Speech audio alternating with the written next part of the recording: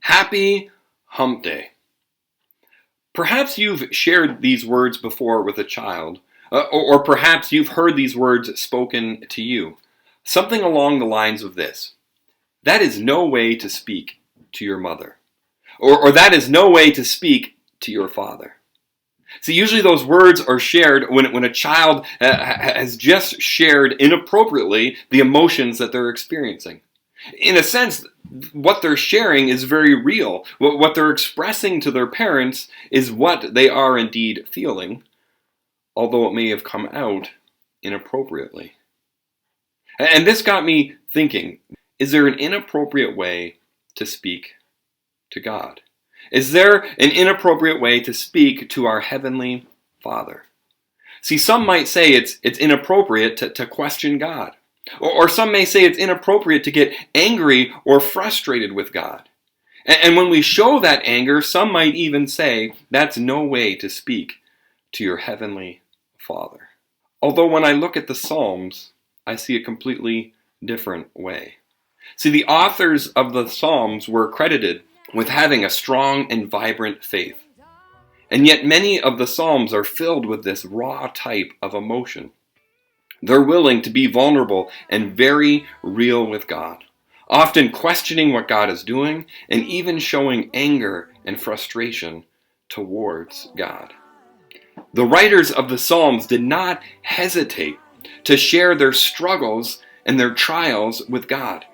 They never wore a mask, but they revealed exactly what they were feeling and experiencing to their Heavenly Father. Psalm 13 is a good example. As the psalmist cries out to God, "How long?" As if to say, "God, it's taking you too long. What's taking you so long to respond, God? How long will my enemies triumph over me? How long will I have this darkness of thoughts in my mind and this suffering in my heart? How long, God, aren't you going to do something about the situation that I am facing?" As I reflect on Psalm 13, I wonder if we have to make that sort of space in our Christian communities, in our church communities, to allow space for people to be real and authentic with God. See, sometimes I feel like in the church, we want to move too quickly into joy and celebration and praise. It's important for us to provide a space for difficult questions. It's important for us to provide a space where people can lament and express their true emotions to their Heavenly Father. As you read through Psalm 13, it becomes evident that the psalmist is taking his problems and he's sharing them with his Heavenly Father, and in a sense he's making his problems God's problems. "God, if you do nothing, my enemies will triumph over me. God, if you do nothing, then my enemies will be glorified, and you, God, will not get the glory that you deserve. There is no way out of this, God, unless you intercede on my behalf. Lord, my God, help me."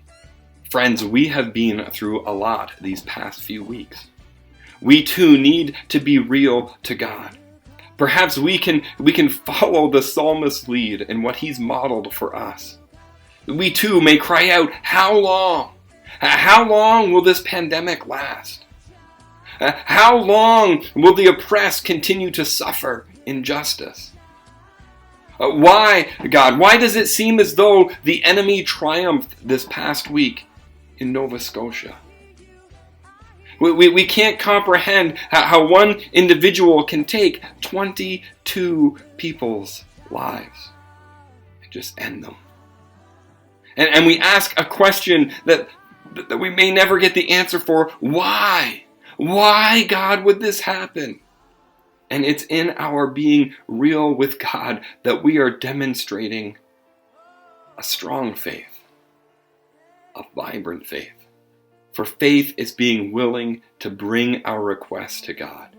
For faith is being willing to bear our true emotions to God, whether it's anger or frustration or anxiety. God allows us to name our struggles and to allow them to just hang there before our Heavenly Father. And we wait for God to either take those burdens from us and to bear them along with us.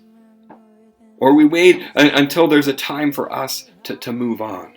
See, our faith is demonstrated by our recognition to realize that we cannot carry these burdens on our own, but rather we need our Heavenly Father to bear them with us.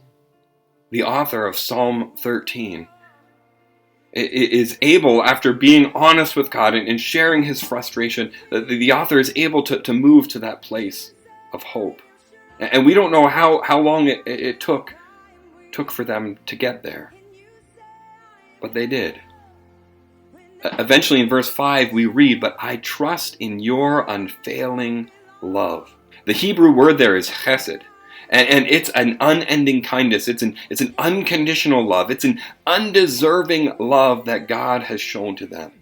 And as they remember that unconditional love, they're able to move towards hope. They're able to look back and realize all that God has done. And they're able to look forward to their future rescue, their future salvation. "My heart rejoices in your salvation," writes the psalmist. They're able to look ahead to that future rescue. "I will sing the Lord's praises, for he has been good to me." They're able to look to their past. So friends, as you practice speaking to God on a regular basis, can you be real with your emotions? Share your anger, share your frustrations to a Heavenly Father who is willing and able to bear those burdens with you. And remember and recall once again God's unconditional love for you. And remember what God has done for you in the past through his Son, Jesus Christ. But also, let's look ahead to that future hope we have in his plan of rescue. In Jesus Christ, we have hope every day. I trust you enjoyed this hope for Hump Day. Blessings.